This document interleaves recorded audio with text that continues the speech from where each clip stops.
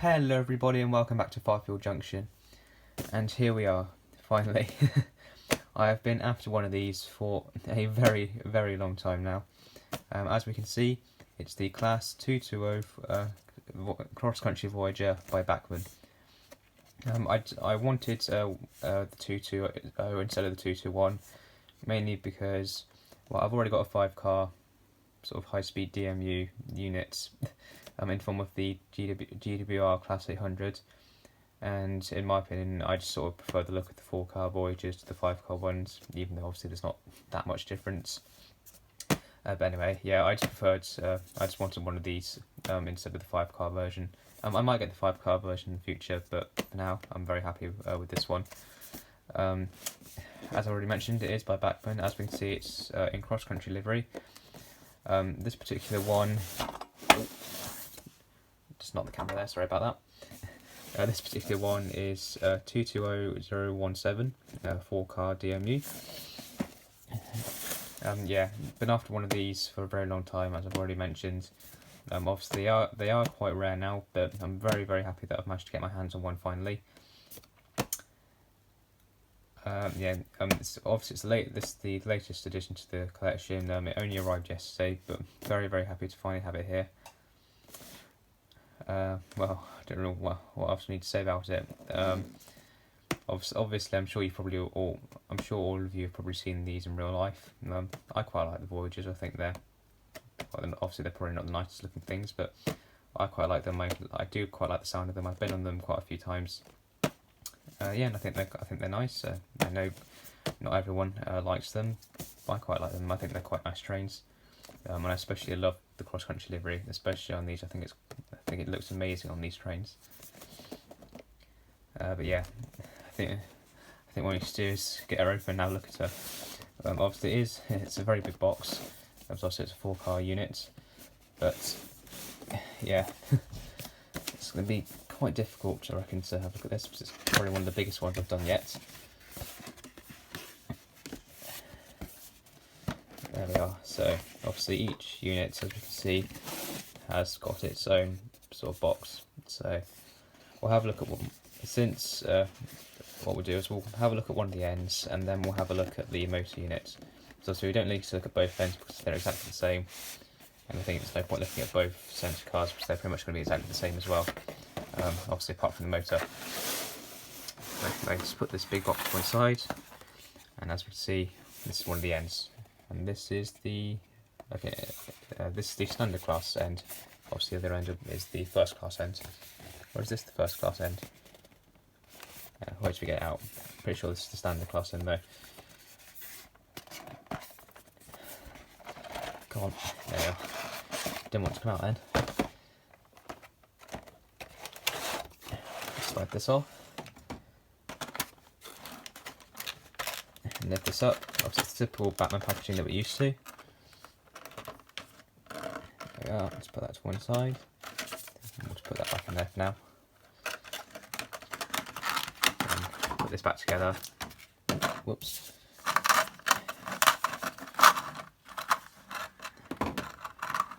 We'll get this back in here.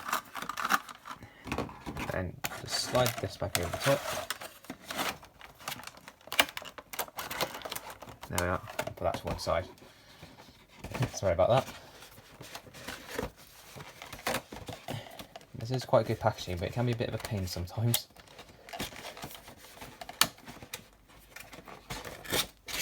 There we are. Sorry about that. Anyway, here we are. And here is one of the ends. Wow. Just look at this.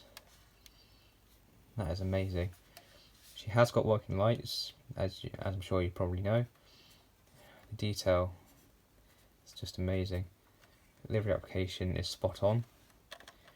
The bogies turn quite nicely. They're probably one of the smallest bogies I've probably ever seen, I reckon.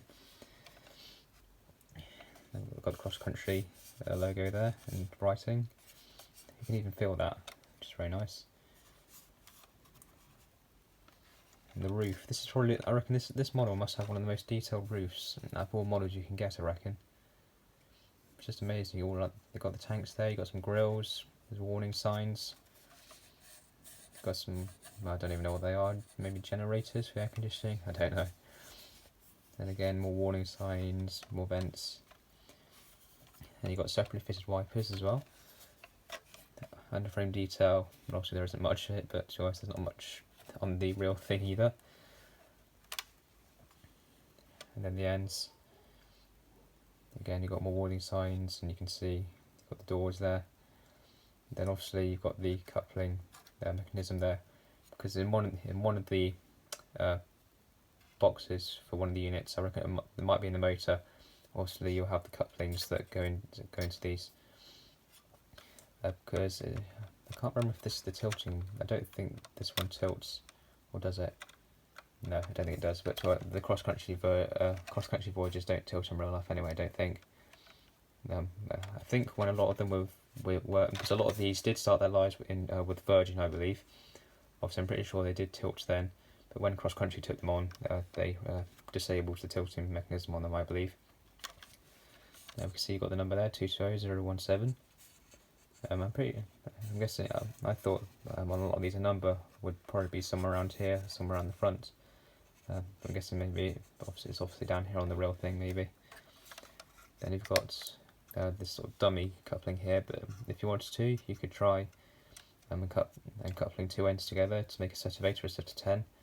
I won't be doing that, but if you wanted to, you could try it.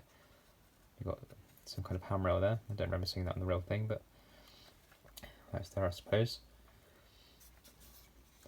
And then on the other side, or this will be exactly the same, won't it?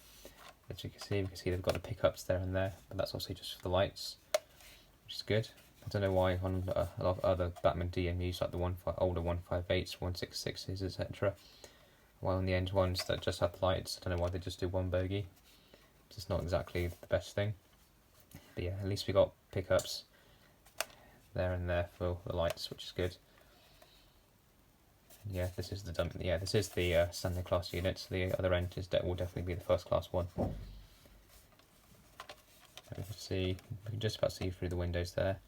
I don't think they should be like that. I think that the windows should be mirrored and not like this blacked out smoky sort of effect. But to be honest, I don't think you'll be able to, you can't really see inside this unit incredibly well anyway. But yeah, it's really, really good. So we'll just put that unit to one side. We'll put its box to one side as well. Now, let's see. Is this one the motor? Yes, that's definitely the motor. That is very, very heavy. There's a lot of weight to that unit. So I'm guessing the couplings might be in here somewhere. No, I can't see them.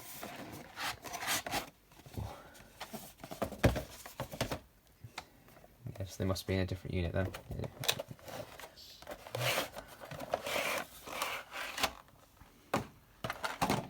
Yeah, this unit's definitely got the motor in it. It's very, very heavy.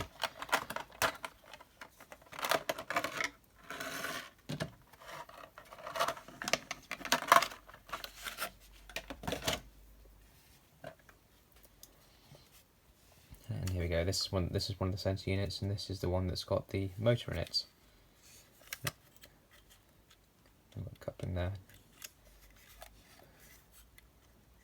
Don't know if that should be loose. I believe that should have spring in it, but I'm guessing maybe the previous owner, because this is a pre-owned model, by the way. Maybe the previous owner removed the spring mechanism on it. Although on this end one, the spring mechanism on the coupling seems to still be okay. Is it the same on the other end?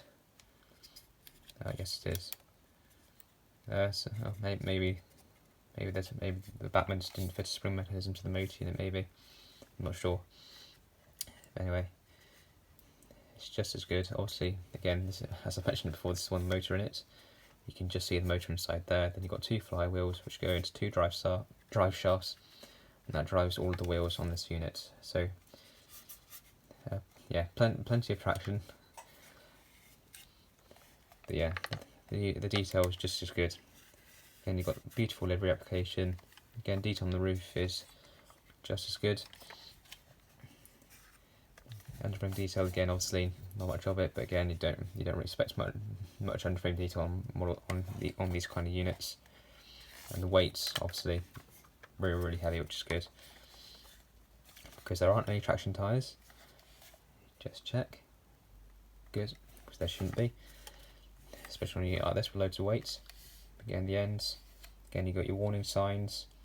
You've got information there. I'm guessing that's probably information about this coach. Maybe. Don't know if you'll be able to see that. I reckon that's probably the closest I can get it without it going blurry. Yeah, and then you obviously got, you can even feel the lines there on the roof. Obviously, well, you'd expect that, wouldn't you? But yeah, absolutely amazing detail on this model. It's really good. It's a shame that Bachmann aren't redoing this model, but if they did, obviously I reckon doing the tooling for this model would be very difficult to make it DCC ready, because if they did redo it, it would have to be DCC ready. And obviously to do that would require a lot of new tooling, and it would make the new model very expensive. But I will be converting this model to DCC.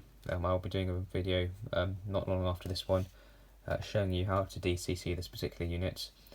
Just like this review, I'll do it in 2 parts, and we'll basically do the motor first, and then I'll show you how to do one of the ends. Because obviously I don't need to show you how to do both ends, because obviously they're exactly the same. You just have to swap. Just have to do two wires the opposite way around to the other end. So yeah, keep your eyes out for that if you are interested in how, and you want to see how to DCC one of these particular units. Then I will be showing you how to do that. But anyway, I think we've still got some more time in this video, so I will quickly show you the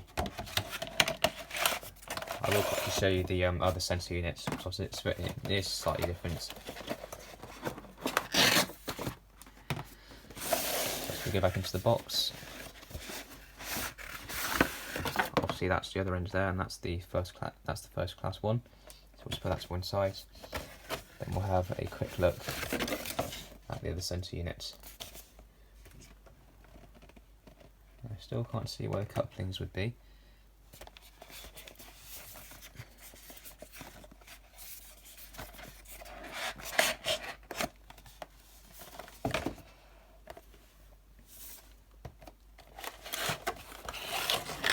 Here we go. We'll have a quick look at the other sensor unit here. Just put the packaging to one side.